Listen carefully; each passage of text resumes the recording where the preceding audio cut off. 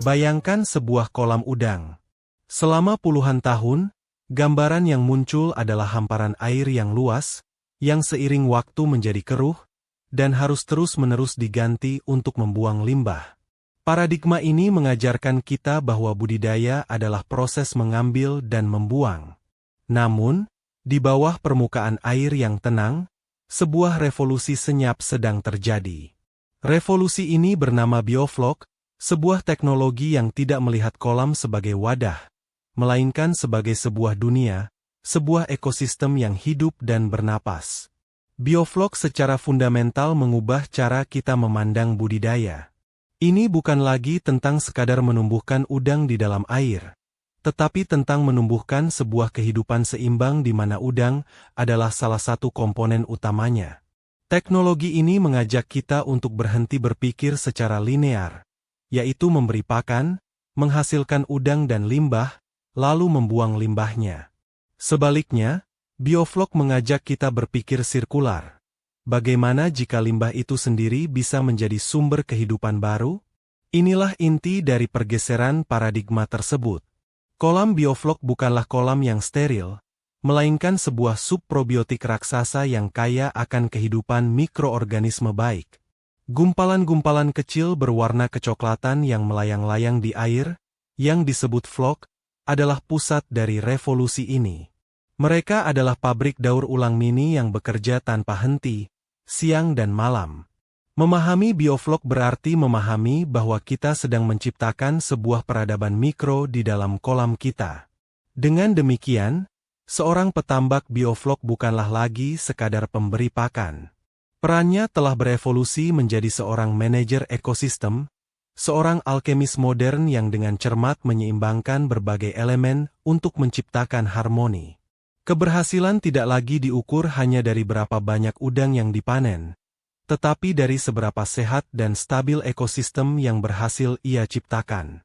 Inilah janji bioflok, sebuah budidaya yang lebih cerdas, lebih produktif, dan lebih menyatu dengan alam. Setiap petambak pasti akrab dengan musuh utama di dalam kolam, amonia. Senyawa nitrogen ini berasal dari sisa pakan yang tidak termakan dan kotoran udang. Dalam konsentrasi tinggi, amonia menjadi racun mematikan yang menyebabkan stres, penyakit, dan kematian massal. Secara tradisional, solusi satu-satunya adalah membuang air lama yang beracun dan menggantinya dengan air baru. Sebuah praktik yang boros air, mahal, dan mencemari lingkungan sekitar dengan limbah nutrisi. Teknologi bioflok datang dengan sebuah solusi yang jenius dan elegan, yang terinspirasi langsung dari cara alam bekerja. Filosofinya sederhana, jangan buang limbahmu, ubahlah menjadi berkah. Di dalam sistem bioflok, amonia yang berbahaya tidak lagi dipandang sebagai musuh yang harus disingkirkan, melainkan sebagai bahan baku yang berharga. Inilah panggung utama bagi para pahlawan tak kasat mata, bakteri probiotik. Bakteri-bakteri baik ini, seperti dari genus Bacillus, memiliki kemampuan luar biasa untuk mengonsumsi amonia. Mereka mengubah senyawa nitrogen beracun ini menjadi protein seluler yang aman. Protein ini kemudian membentuk inti dari gumpalan-gumpalan flok, yang juga mengikat partikel lain seperti sisa pakan, plankton, dan mikroorganisme lainnya. Hasilnya adalah sebuah gumpalan kaya nutrisi yang menjadi pakan alami dan suplemen bergizi tinggi bagi udang. Proses ini adalah sebuah keajaiban daur ulang yang sempurna. Udang memakan pakan, menghasilkan limbah. Bakteri memakan limbah, menghasilkan flok.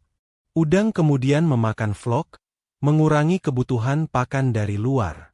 Siklus ini secara dramatis menekan biaya pakan, yang merupakan komponen termahal dalam budidaya.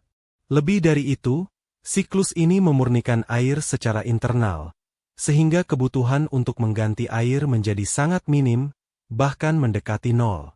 Limbah benar-benar telah diubah menjadi emas. Bagaimana cara kita memerintahkan miliaran bakteri untuk melakukan tugas mulia ini?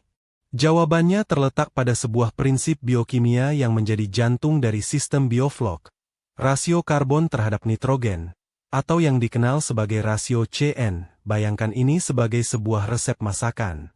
Bakteri membutuhkan energi untuk bekerja, dan energi itu berasal dari karbon. Sementara itu, bahan utama yang ingin mereka olah adalah nitrogen, dari amonia. Agar proses daur ulang berjalan efisien, harus ada keseimbangan yang tepat antara keduanya. Di dalam kolam, pakan udang yang kita berikan kaya akan protein, sehingga tinggi kandungan nitrogennya, namun rendah karbon. Jika dibiarkan, rasio CN akan menjadi rendah. Akibatnya, bakteri yang bekerja adalah bakteri nitrifikasi yang prosesnya lambat. Untuk mempercepat proses dan mendorong pertumbuhan bakteri heterotrof yang rakus amonia, kita perlu menambahkan sumber karbon eksternal ke dalam kolam. Inilah peran dari molase, tetes tebu, tepung tapioka, atau gula, yang bertindak sebagai bahan bakar bagi para pekerja mikroba. Dengan menjaga rasio CN berada di angka ideal, biasanya di atas 15, kita menciptakan kondisi sempurna bagi orkestra mikroba untuk bekerja. Kita seolah-olah menjadi konduktor yang memberikan energi kepada para musisi kita.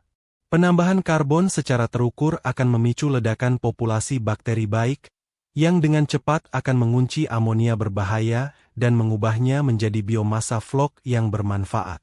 Pengelolaan rasio CN adalah seni sekaligus ilmu yang harus dikuasai oleh setiap maestro bioflok.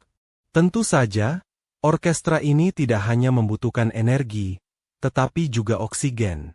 Aerasi yang kuat dan merata selama 24 jam adalah syarat mutlak yang tidak bisa ditawar. Aerator atau kincir air bukan hanya memasok oksigen bagi udang, tetapi juga bagi miliaran bakteri yang bekerja keras. Tanpa oksigen yang cukup, sistem akan runtuh, bakteri baik akan mati, dan proses pembusukan anaerobik yang menghasilkan racun akan mengambil alih.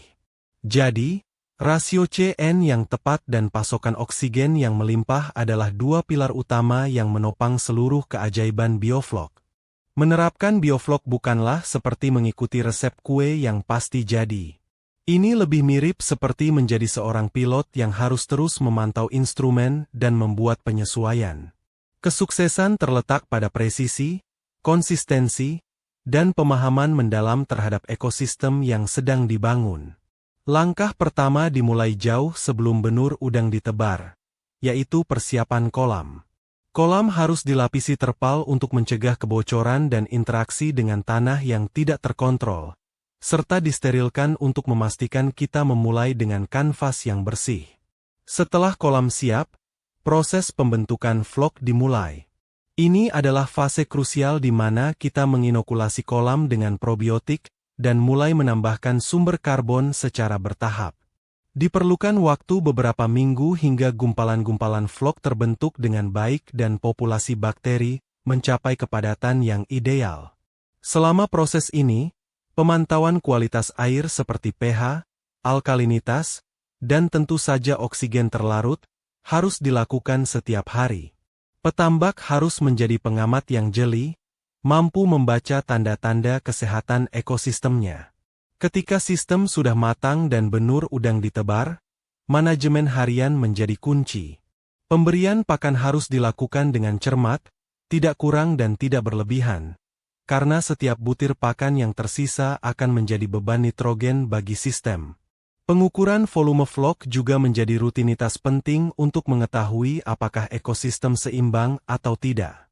Jika flok terlalu pekat, bisa mengurangi ruang gerak udang dan menguras oksigen di malam hari. Jika terlalu encer, kemampuan daur ulang limbahnya menurun. Inilah mengapa petambak bioflok adalah seorang maestro. Ia tidak hanya memberi makan udang, ia memberi makan seluruh ekosistem. Ia harus tahu kapan harus menambah karbon, kapan harus mengurangi pakan, dan bagaimana merespons perubahan cuaca yang bisa memengaruhi suhu dan pH air. Ini adalah sebuah tarian dinamis antara intervensi manusia dan proses alam. Tantangannya memang lebih tinggi, namun imbalan bagi mereka yang berhasil menguasai seni ini adalah panen yang jauh melampaui impian budidaya konvensional. Apa hasil akhir dari semua kerja keras dan presisi ini? Jawabannya adalah sebuah panen yang melimpah dari sumber daya yang minimal. Keunggulan pertama dan paling mencolok dari Biofloc adalah kemampuannya untuk mendukung pada tebar yang luar biasa tinggi. Jika budidaya tradisional mungkin hanya mampu menampung 30-50 ekor udang per meter persegi, sistem Biofloc dengan mudah bisa mencapai 250 hingga 500 ekor, bahkan lebih.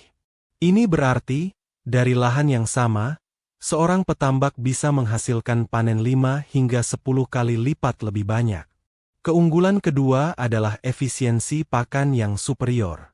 Dengan adanya Floc sebagai sumber pakan alami yang terus tersedia, udang mendapatkan asupan protein tambahan setiap saat. Hal ini secara signifikan menurunkan Feed Conversion Ratio, FCR, yaitu rasio jumlah pakan yang dibutuhkan untuk menghasilkan 1 kg daging udang. FCR yang lebih rendah berarti biaya pakan yang lebih hemat, keuntungan yang lebih besar, dan jejak karbon produksi yang lebih kecil. Petambak tidak hanya memanen udang, tetapi juga memanen penghematan. Dari sisi ekologi, dampaknya tidak kalah revolusioner. Karena sistem ini mendaur ulang airnya sendiri, kebutuhan akan pergantian air menjadi sangat drastis berkurang. Ini menghemat sumber daya air bersih yang sangat berharga dan yang terpenting, mencegah pembuangan limbah nutrisi ke sungai atau laut. Limbah yang pada budidaya tradisional menjadi polutan perusak ekosistem perairan, kini terkunci dengan aman di dalam kolam dan diubah menjadi biomasa yang produktif. Biofloc adalah contoh nyata dari ekonomi sirkular dalam aksi. Kombinasi dari produktivitas tinggi, biaya operasional yang lebih rendah, dan jejak lingkungan yang minim menjadikan Biofloc sebagai model bisnis yang sangat menarik dan berkelanjutan. Ini adalah kemenangan di 3 lini sekaligus.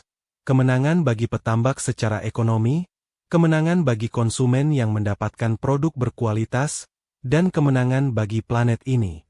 Inilah yang disebut sebagai panen ganda, menuai profitabilitas sambil merawat bumi. Saat kita menatap masa depan, dunia dihadapkan pada tantangan besar. Bagaimana memberi makan populasi yang terus bertambah sementara sumber daya alam seperti lahan dan air semakin terbatas? Permintaan akan protein hewani, terutama dari hasil laut, terus meningkat. Namun, lautan kita sudah berada di bawah tekanan besar. Disinilah aquaculture, atau budidaya perairan, memegang peranan vital sebagai harapan baru. Dan di dalam dunia aquaculture, teknologi seperti Biofloc adalah ujung tombak dari masa depan yang berkelanjutan. Biofloc lebih dari sekadar cara baru beternak udang. Ia adalah cetak biru untuk masa depan produksi pangan. Ia membuktikan bahwa kita bisa melakukan intensifikasi, memproduksi lebih banyak dari lahan yang lebih sedikit, tanpa harus mengorbankan kesehatan lingkungan.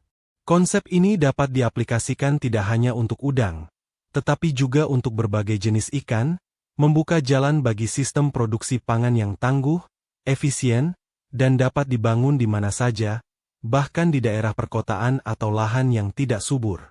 Bayangkan sebuah masa depan di mana fasilitas Biofloc menjadi bagian dari lanskap ketahanan pangan lokal, memasok protein segar ke komunitas dengan jejak transportasi yang minimal. Bayangkan para petambak muda yang terinspirasi oleh teknologi ini, melihat aquaculture bukan sebagai pekerjaan kotor dan melelahkan, tetapi sebagai bidang yang canggih, berbasis ilmu pengetahuan, dan menguntungkan. Inilah visi dari aquaculture biru, sebuah sektor yang produktif secara ekonomi sekaligus menjadi penjaga kelestarian lingkungan. Maka, saat Anda melihat atau menikmati udang hasil Biofloc, ingatlah cerita di baliknya. Ini bukanlah sekadar produk, melainkan hasil dari sebuah alkimia modern, sebuah simfoni mikroba yang diatur dengan presisi. Dengan mempelajari, mengadopsi, dan mendukung teknologi seperti Biofloc, kita tidak hanya berinvestasi pada sebuah bisnis. Kita berinvestasi pada masa depan pangan kita. Kita memilih jalan inovasi, efisiensi, dan keberlanjutan. Kita ikut serta dalam revolusi senyap yang sedang memastikan bahwa generasi mendatang masih dapat menikmati hasil bumi dan laut yang melimpah.